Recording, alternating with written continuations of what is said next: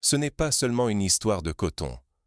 C'est une déclaration de guerre contre la pauvreté, un défi lancé au système tout entier, une onde de choc qui traverse le continent africain et jusqu'aux places boursières des puissances occidentales. Imaginez un petit pays d'Afrique de l'Ouest, le Burkina Faso. Pendant des décennies, son coton, ce que l'on appelle l'or blanc, a rempli les caisses de l'Occident. Depuis l'indépendance des années 60, les agriculteurs burkinabés ont vu partir chaque année des milliers de tonnes de coton vers l'Europe et l'Amérique. Tandis que les machines tournaient à plein régime dans les filatures de Manchester ou de Milan, les cultivateurs du Sahel, eux, survivaient à peine. Leur travail enrichissait des inconnus lointains, mais leur propre vie restait bloquée dans la misère, génération après génération. Prenons l'exemple de Burama, un paysan de la région de Koudougou. Depuis l'âge de 12 ans, il travaille dans les champs familiaux. Chaque saison, c'est la même histoire. Se lever avant le soleil, semer dans une terre sèche, lutter contre les mauvaises herbes, espérer que la pluie tombe au bon moment. Une fois la récolte faite, des camions arrivent, embarquent le coton, et Burama ne revoit plus jamais la couleur de cette richesse. Il reçoit chaque année un maigre salaire, à peine suffisant pour nourrir sa famille. Ce schéma n'est pas propre au Burkina Faso. C'est le sort de nombreux pays africains. On peut par exemple faire le parallèle avec le Ghana et sa filière cacao, ou la République démocratique du Congo et son cobalt. Partout, la matière première est extraite, exportée brute, transformée ailleurs, et le profit s'évapore loin des mains qui produisent. Mais cette année, tout a basculé. Le Burkina Faso vient de prendre une décision sans précédent. Ne plus exporter son coton brut, plus aucune balle expédiée vers l'étranger, plus de matières premières sacrifiées pour d'autres fortunes. Près de 3,8 milliards de dollars de commerce stoppés net. L'industrie mondiale du textile vacille, les marchés s'affolent, les grandes puissances retiennent leur souffle. Pour donner un ordre de grandeur, c'est comme si le Brésil avait soudain coupé les exportations de café vers l'Europe ou si l'Arabie saoudite fermait brusquement ses oléoducs. Le risque est immense. Le pays pourrait subir sanctions et pressions internationales, voir ses banques coupées du système financier, ses exportations étranglées. Mais le Burkina Faso ose rêver d'un autre avenir.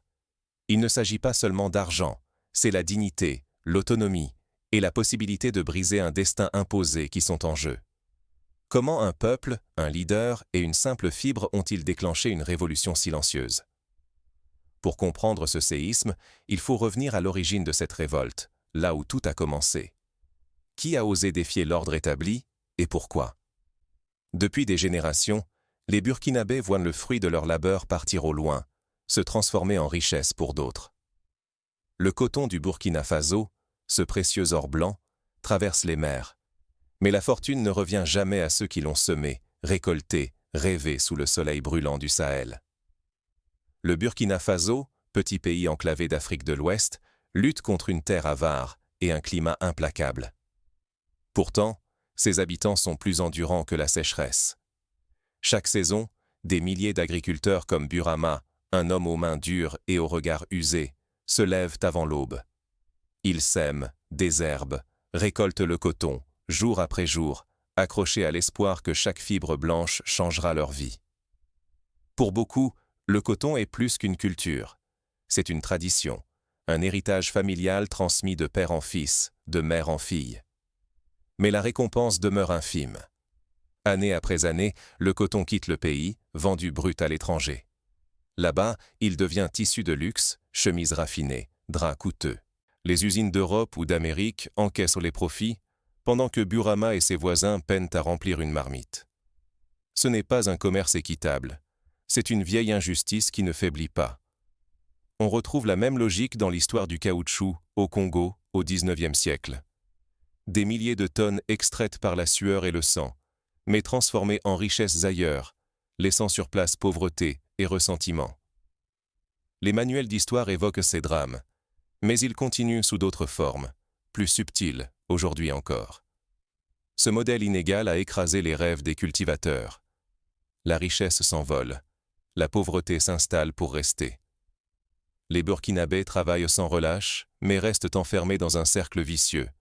leur sueur enrichit toujours d'autres.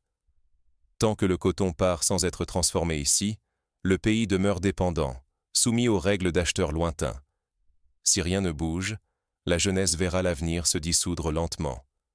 La pauvreté deviendra héritage, la dépendance, habitude.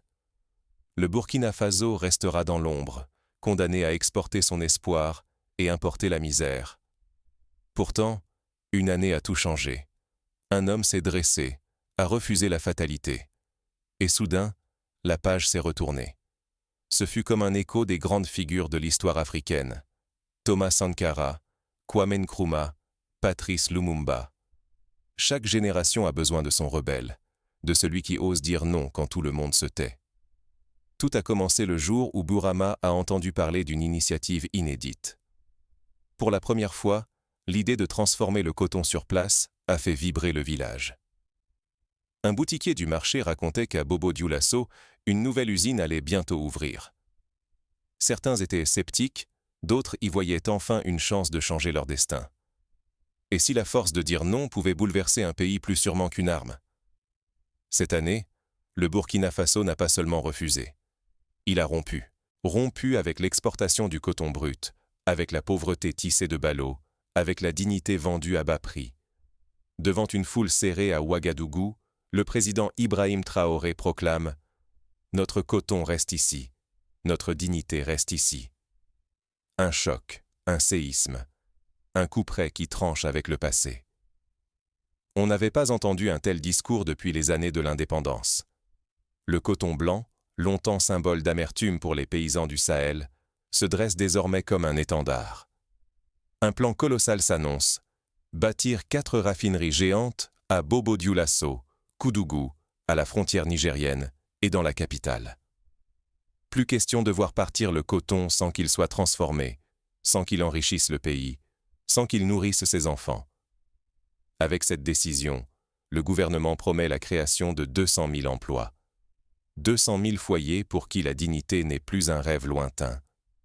Les économistes prédisent que la pauvreté reculera d'un 5e dans les villages, que l'argent viendra enfin des mains burkinabais et non plus seulement de l'étranger.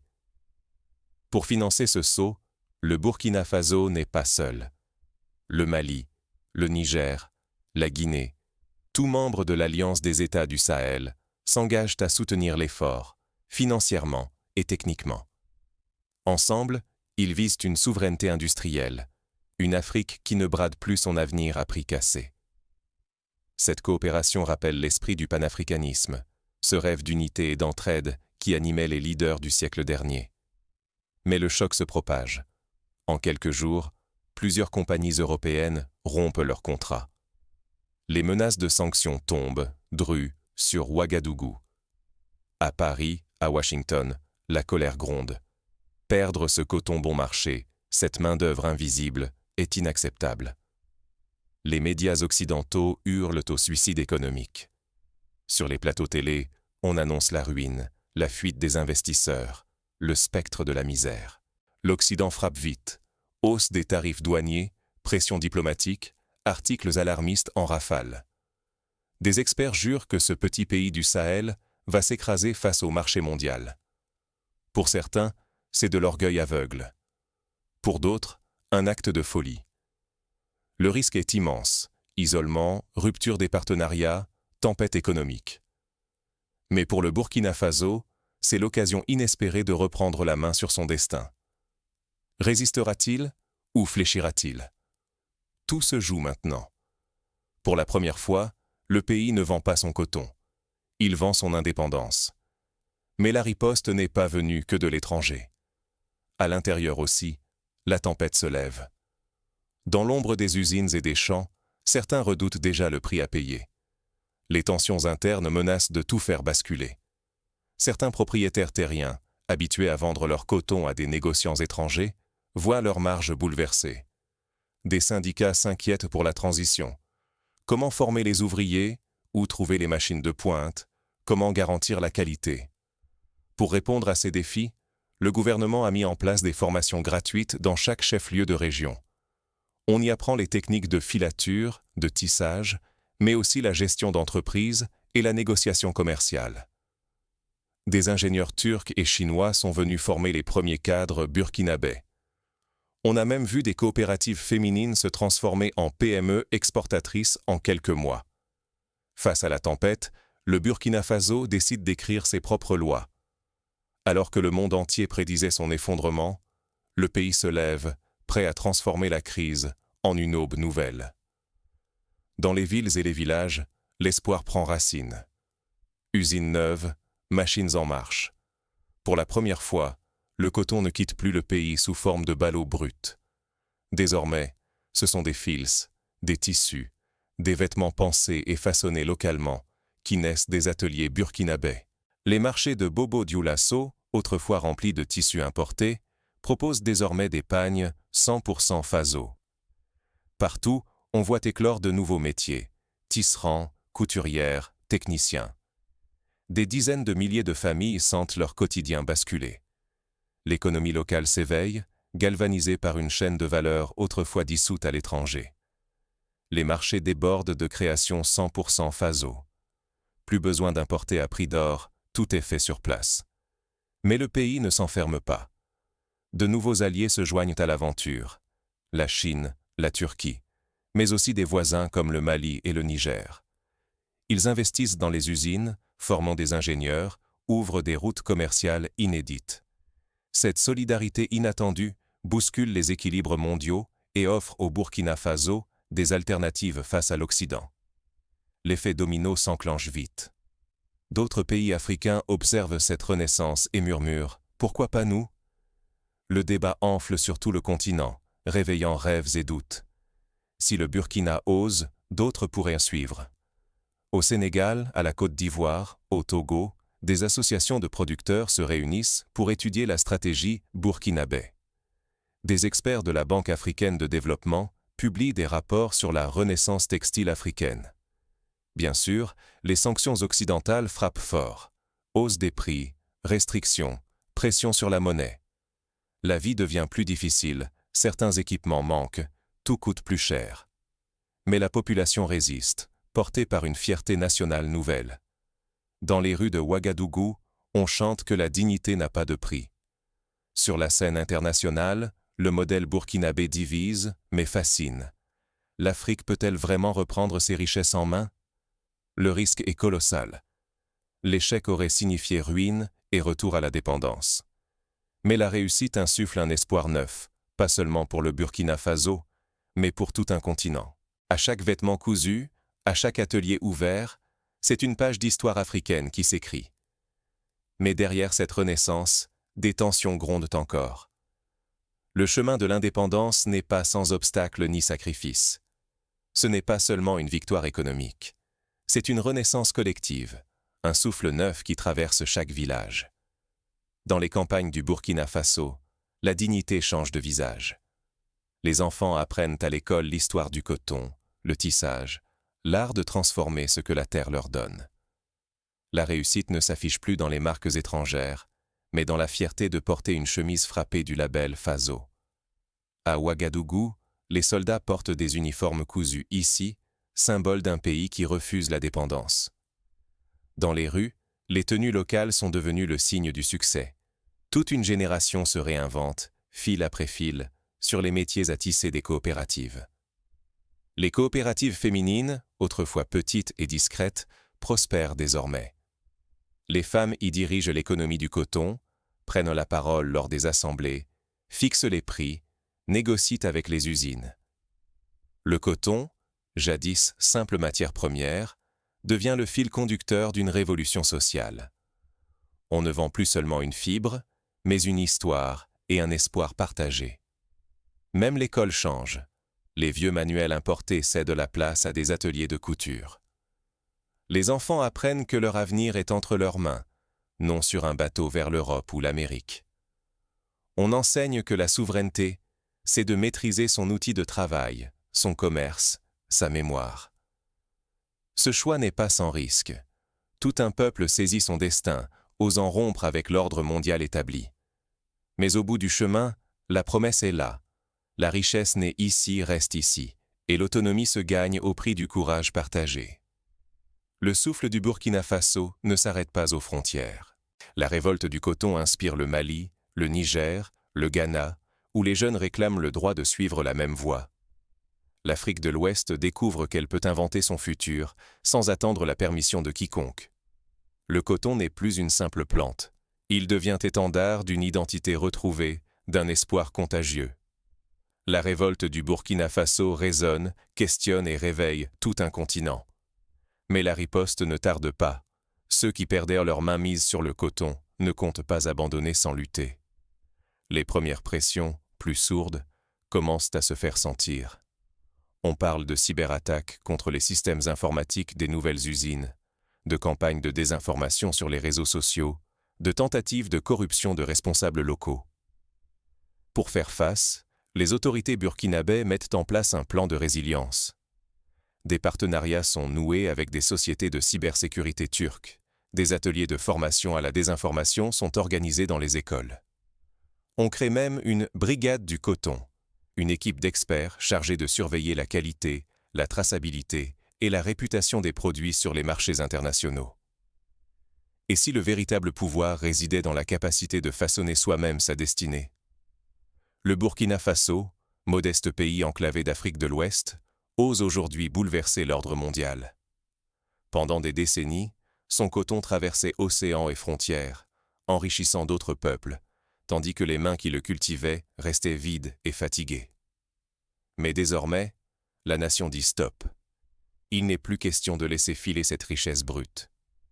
La valeur doit naître et rester ici, sur cette terre assoiffée mais débordante d'espoir. Ce choix a un prix.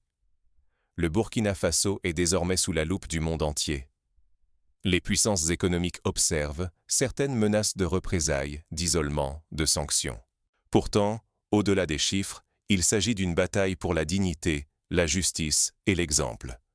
Chaque fil tissé sur place devient un acte de résistance. Le pari est colossal. Créer des centaines de milliers d'emplois, faire tourner les usines récemment installées, transformer chaque graine de coton en tissu, puis en vêtements. Les obstacles sont immenses, les risques bien réels. Mais le plus grand danger serait de reculer, de replonger dans l'ombre des dépendances passées.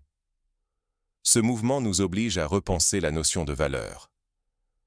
Est-ce la matière première qui fait la richesse ou la capacité à la transformer, à inventer, à bâtir une économie sur notre propre sol?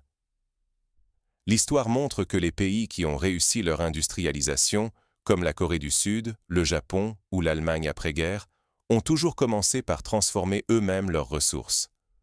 L'Afrique, aujourd'hui, écrit peut-être à son tour cette page d'histoire. En gardant sa richesse, le Burkina Faso change le cours de son histoire et inspire une génération entière.